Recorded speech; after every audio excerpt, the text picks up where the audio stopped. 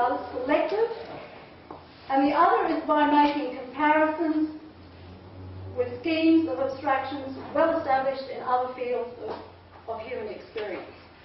Now, serious artists have consistently examined their ideas through similar processes. J.M.W. Turner continued to test his ideas of landscape painting.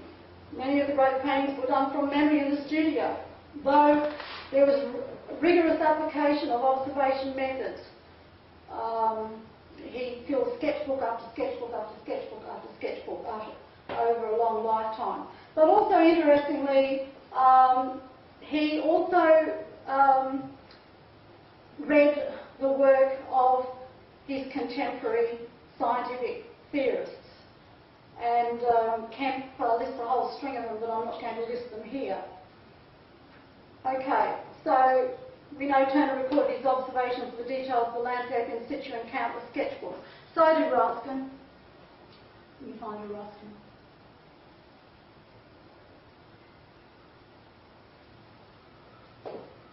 Ruskin's niece, Rock. So, you know, he's a great critic, but he was also, I think, a fairly significant artist. He didn't think that was his main preserve, but nonetheless. Okay. So, empirical observation. An analysis of the facts of experience in empirical observation has special relevance for science as well as art. An art of science, now, here we get into interesting territory. An art, when we're talking about what is abstract and what is representational, all right?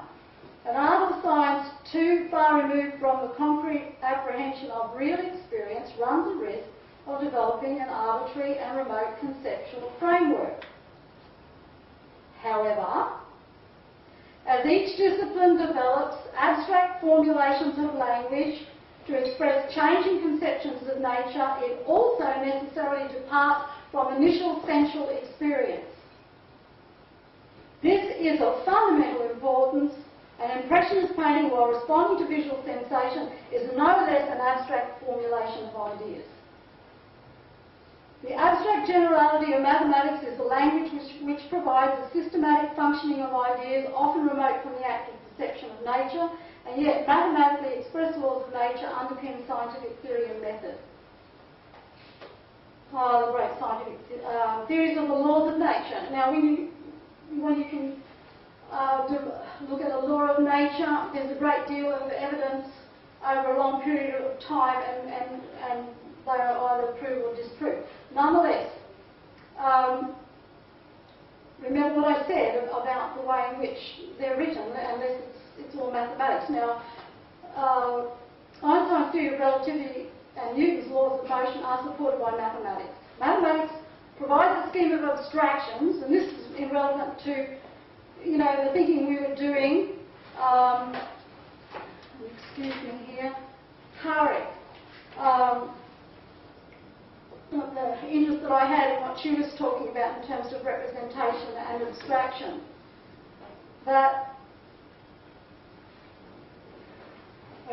Talking about mathematics, I've lost my track here. So the great theories of laws of nature, for example, Einstein's theory of relativity and Newton's laws of motion, are supported by mathematics.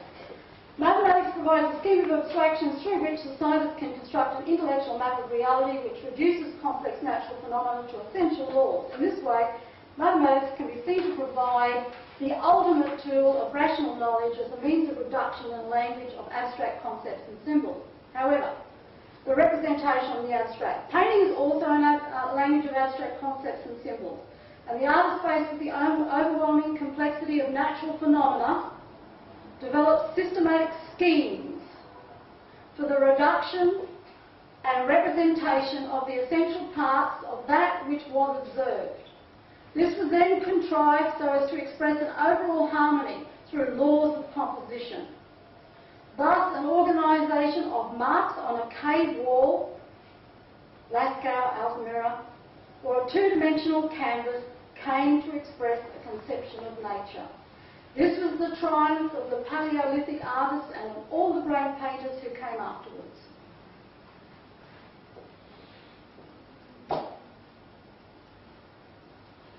Now, You can say the more remote pictorial abstraction is from the observation of nature, the more it may risk an interpretation based on arbitrary opinion. It may lose its capacity to be substantiated by the observer's experience of fact. This does not mean that it cannot be satisfying both in an intellectual and aesthetic sense. You think of Plato's ideas of perfect form. Mathematicians strive for order and harmony within the formulation of their equations, and the geometric patterns on ancient Greek pottery, 8th century BC, or if you talk about the wonderful Islamic patterning on great buildings, have a similar self-satisfying sufficiency, however remote they are from sensual experience of nature. Some of them are more or less remote. This satisfaction in intellectual processes, quite divorced from sensual awareness, has a long history both in art and science. The shorthand reduction of natural forms as abstract symbols in Paleolithic, Egyptian and Greek art developed simultaneously with naturalistic representation, which in itself was also an abstract formulation. Of course, hieroglyphics are at the birthplace of the language that we're using here. So empirical observation is as important to the artist as for the scientist, as indeed is the construction of theoretical and practically realisable abstractions. The checks and balances for each profession, and this is the sort of litmus test that I was trying to find by looking across disciplines. So, the checks and balances for each profession's theoretical framework are perhaps the same. Perhaps. Namely, to refer back to the concrete apprehension of real experience, to test abstract ideas, and to also make comparisons drawn from a broad frame of reference of different fields of knowledge. Of course, when you start to have a look at the sort of unseen thinking, or it's thinking, but the sort of developments in DNA that are requiring so much computer modelling, you start to see that how abstract fields can have this self-sufficiency and can still describe an unseen world. So as artists, we need to think about those things, and not just simply say, well, what is representation and what is abstraction? What is it in the broader scheme of things? Because I think you'll find that it's very similar in many cases to what it actually is in art. If you want me to stop soon, the part that I haven't covered, and there's so many parts, I did talk, and I'll just say very, very quickly about the historical importance of higher landscape painting.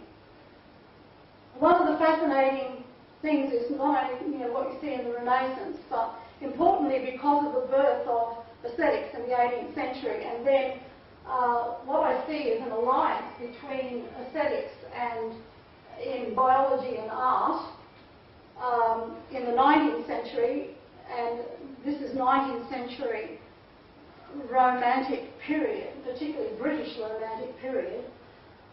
The kind of aesthetic response to nature that I'm talking about, and which I think needs to now be revised. Obviously we need to create pictures which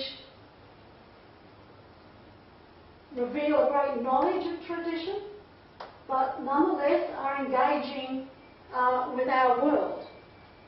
And it's interesting to see how the developments in early biology took place at the same time as shall we say, the creative output of romantic poets like Shelley and Wordsworth and painters like Constable and Turner. And I found support from various quarters, certainly Whitehead. Well, he's important because he's really the pioneer of process theory, which has, which is a sort of branch of biological thinking. And he's still in currency, not so much from, he's a mathematician, not so much for any religious ideas he had, but certainly his ideas with regards to metaphysics. But I found support from him, I found support from physicist Capra and others who attributed the intuition of a unified conception of nature in the ecological sense that we like to talk about it in the Romantic movement.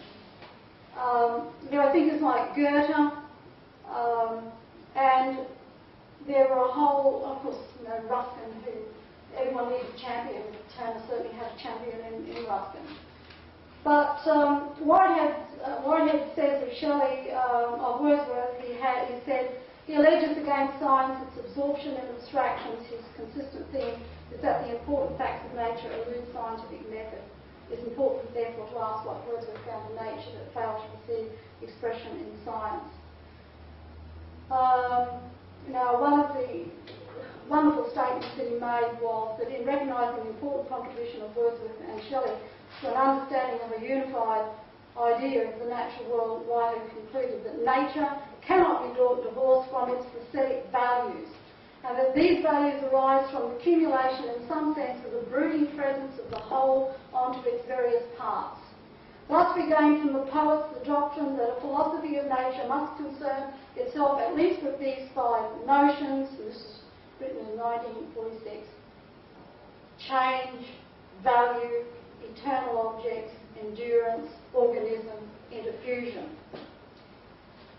And if you look at the paintings of Turner and the paintings of Constable, perhaps you can see these things.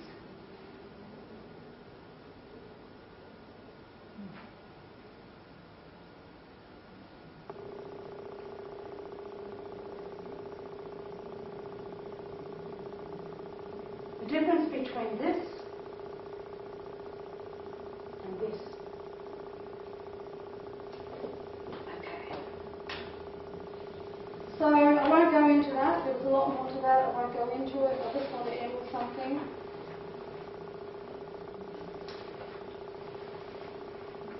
So you've got a mathematician and a philosopher attributing the development of biological, or a lot of the ideas in biological sciences as a kind of a climate of thought which was in part generated, only in part, by artists.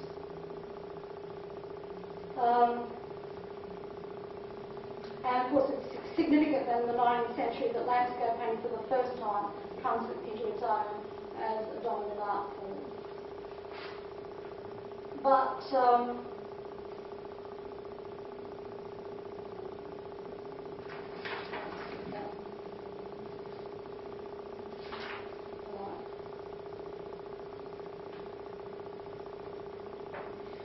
revolutionary pictorial conceptions as the then, talking about the Romantic period, new biological theories grow out. This is sort of a conclusive reflection that I've drawn out of somewhere. So I'll read it again. Turner or any other artist, any revolutionary pictorial conception in that period, as the then new biological theories grow out of a dynamic association of different spheres of thought, and in particular the association in that era of art and science.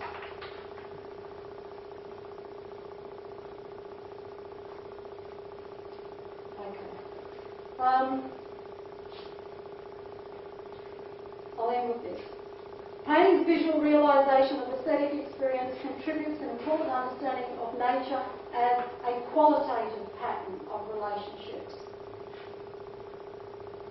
So, more than ever before, we need, I think, to contribute, as all great artists have contributed, this sense of harmonious relationship which is so sustaining to the human spirit. Okay, qualitative pattern of relationships. What does the connecting qualitative pattern of relationships between the unconscious, conscious mind and the external look like? That's our business. And that's tough.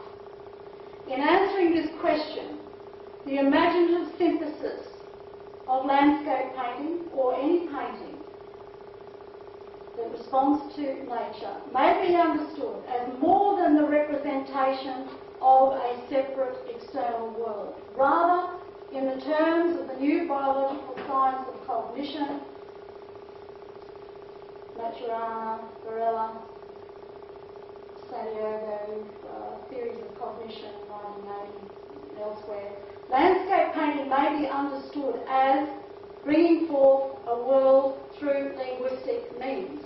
Thus,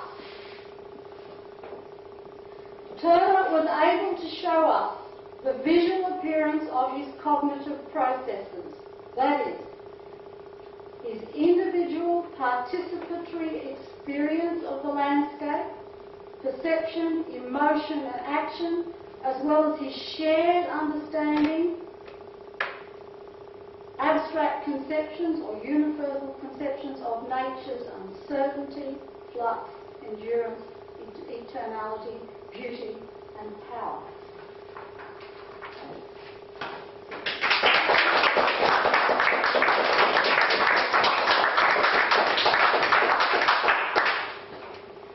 Thank you, Chris. So now we will open the floor to any discussion or questions that anyone may have. There's a huge amount there to take in.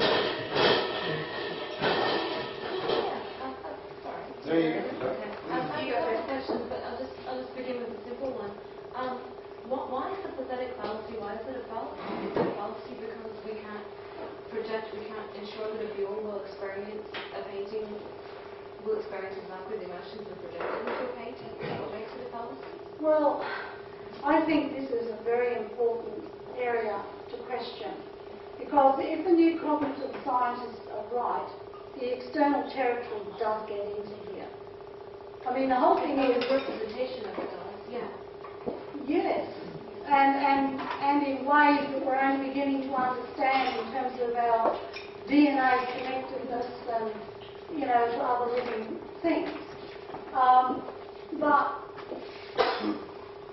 the whole notion of projecting your emotions and your intellectual processes onto this external world, which supposedly is often alien, brutal, indifferent, all right, to the human condition, is looked upon in many quarters as being outmoded. And, you know, the picturesque, for example, is often considered by some to be no longer relevant because it grew out of a time when people looked at nature as the divine handiwork of God. And so therefore that's no longer relevant. I would simply say that what you're looking at is the harmonising creative processes of the human mind, always. And I may not have answered your question. I think this is a point of great difficulty. Okay, so you just consider it to be a fallacy? That was my main question. No, I don't think it is a fallacy. Clark thought it was, but then, you know, he had a deep-seated, I think, religious sense. And you can see many thinkers feeling that there is a vacuum. And I do believe there is a vacuum because, let's face it, there's such a long history of beautiful things being created with an idea that, you know, that a human being is sort of the divine, is a divine creation. But that only proves that the human brain is capable of divine creation, as far as I can see. Yeah. Do you have questions, Scott? Yeah, I guess I think the impression that I get from a lot of things he's saying, I think would resonate a lot with a lot of the people here, and certainly with me, that I feel about painting that and artistic composition in general, that it's very much an act of integration. You have some sort of vision, you've got visual information you're trying to get from nature, and you're trying to put those things together into something